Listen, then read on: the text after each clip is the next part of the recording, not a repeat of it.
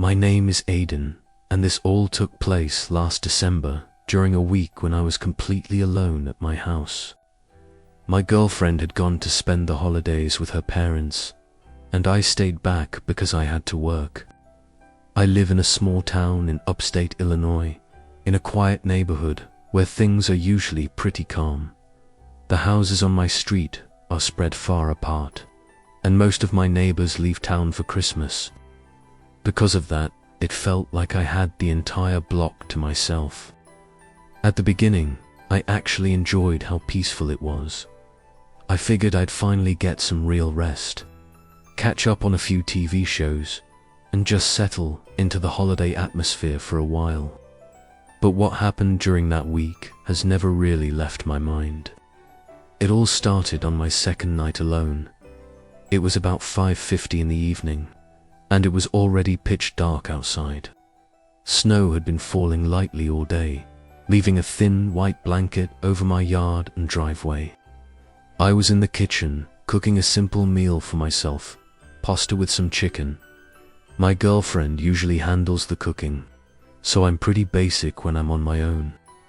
I turned on the TV for background noise, mostly to make the house feel less empty. Even though I liked having the place to myself, I wasn't used to how quiet it felt. As I sat at the table eating, I noticed a strange sound. It took me a moment to recognize it. Someone was singing. I muted the TV and focused on listening. The sound was definitely coming from outside. As it became clearer, I realized whoever it was singing Carol of the Bells. At first, I assumed it might be some kids from the neighborhood messing around, but the voice didn't sound young. It sounded like an adult man. I stood up and headed toward the front door, since that was where the sound seemed to be coming from. With every step I took, the singing got louder. By the time I reached the door, it sounded like the person was standing right on my front porch. I felt an uneasy twist in my stomach, but I still figured it might just be a Christmas caroler. When I opened the door, I saw a man who looked to be around 42 years old, standing under the porch light. He wasn't wearing a hat, and his coat looked way too thin for the cold.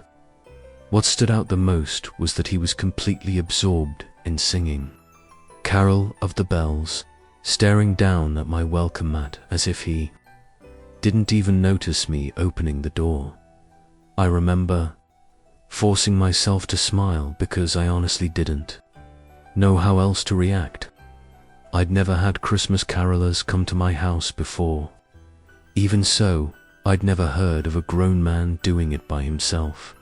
From what I knew, caroling was usually a group thing. He didn't look threatening. If anything, he looked confused, maybe even a little slow. For a moment, I wondered if he might be special needs, because he didn't acknowledge me at all. He just kept singing. When he finished the song, I expected him to say something or walk away. Instead, he took another breath and started singing Carol of the Bells again from the very beginning, in the same slow, off-key way. This time, though, he lifted his head and looked straight at me. That's when my smile faded, because now it felt unsettling. I stood there for another minute, pretending to listen even though I felt uncomfortable. I kept assuming he'd stop after the second round, but he didn't. He just kept repeating the song. I checked my phone and realized nearly 4 minutes had gone by while he sang the same song over and over. That's when I decided I'd had enough.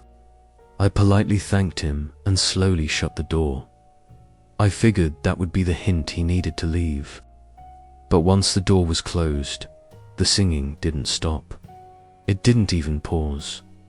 I went back to the table and sat down, trying my best to ignore it. The longer it continued, the more impossible that became.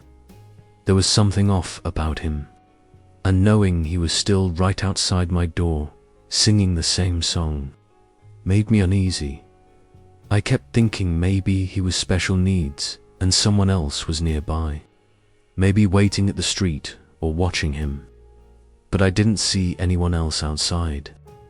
The whole situation made my house feel uncomfortable, like someone was standing too close to me without permission. I kept eating, but my focus was gone. The singing lasted through my entire meal. Then, after about 10 straight minutes, it suddenly stopped. The quiet caught me off guard so much that I actually jumped. I slowly stood up and walked back to the front door, peeking out through the window. I expected him to be gone, but he wasn't. He had moved. Now he was standing at the end of my driveway, completely still, facing my house. He wasn't singing anymore. At least, I couldn't hear anything from where I stood. He was just out there in the snow, staring straight at my front door. For some reason, that felt worse than the singing ever did. He looked like he was waiting for something. I cracked the door open and told him he wasn't allowed to be there, that it was private property and he needed to leave. He didn't react at all. He didn't move or say a word. The whole situation felt completely unnatural. I finally told him that if he didn't go away, I would call the police. Then I closed the door again. I watched him through the window for another minute, but he stayed exactly where he was. I really didn't want to involve the police, because I kept thinking there might be something mentally wrong with him, and I didn't want to make the situation worse. Instead, I decided to go upstairs, lock myself in my bedroom, and try to calm down. Before changing into my pajamas, I checked out the upstairs window. The man was gone from the driveway. I felt a wave of relief. I assumed the warning had finally worked. I got into bed, turned on my lamp, and opened my book to relax a little. About 20 minutes later, I heard something coming from behind the house. Unfortunately, I recognized it right away. It was the same man singing Carol of the Bells again. But now the sound was coming from my backyard. I jumped out of bed and rushed to the back window. When I looked down, I saw that he was not only in my backyard, but he was already staring up at my window. He was standing in the snow directly beneath my bedroom. He sang while locking eyes with me. I slid the window open and yelled that I was calling the police. The singing stopped immediately. He stood there in complete silence for about 3 seconds. Then, without warning, he took off running full speed toward the back door on the lower level. The moment he disappeared from view, I heard the most terrifying sound I've ever experienced. He began screaming at the top of his lungs. It wasn't a normal scream. It sounded like something out of a death metal concert, only more unhinged and disturbing. The sound echoed across the yard and through the entire house. Then the banging started. The back door shook violently as he kicked it, slammed his body into it, and likely tried to tear the doorknob off. I could feel the impacts vibrating through the floor in my upstairs bedroom. That's when it hit me that this guy wasn't just strange. He was trying to break into my house. I grabbed my phone and dialed police immediately. I begged them to hurry, telling them there was a man attempting to force his way inside. I stayed on the line, holding a baseball bat in my other hand. I backed into my bedroom closet and closed the door behind me. The policeman told me to stay hidden. I could still hear the screaming and pounding from downstairs, and every second felt like he was about to get in. Then, just as suddenly as it had begun, everything stopped. The house went completely silent except for the sound of my own breathing. I didn't know if he had left or if he had somehow gotten inside. I stayed perfectly still in the closet until the police arrived. They searched around the outside of the house and confirmed that the back door was still locked. The operator told me it was safe to come out and meet them.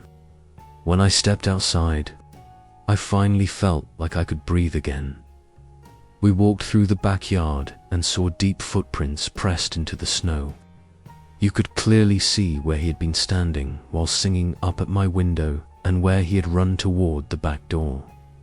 The trail of footprints then led into the woods behind my property. The officers followed it briefly but turned back, saying it wasn't worth going far into the woods at night. They acted like it wasn't a big deal. They told me that people behave strangely all the time and that as long as I kept my doors locked, I'd be okay. They didn't seem very interested in finding him, and that really bothered me, but I was too shaken to push back. After they left, the house felt unbearably empty and cold. I kept all the doors and windows locked and checked them again and again.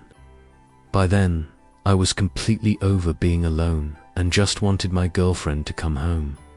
I ended up going to my parents' house for Christmas Eve and Christmas, thankfully. As for that man, he never came back. At least, not that I'm aware of.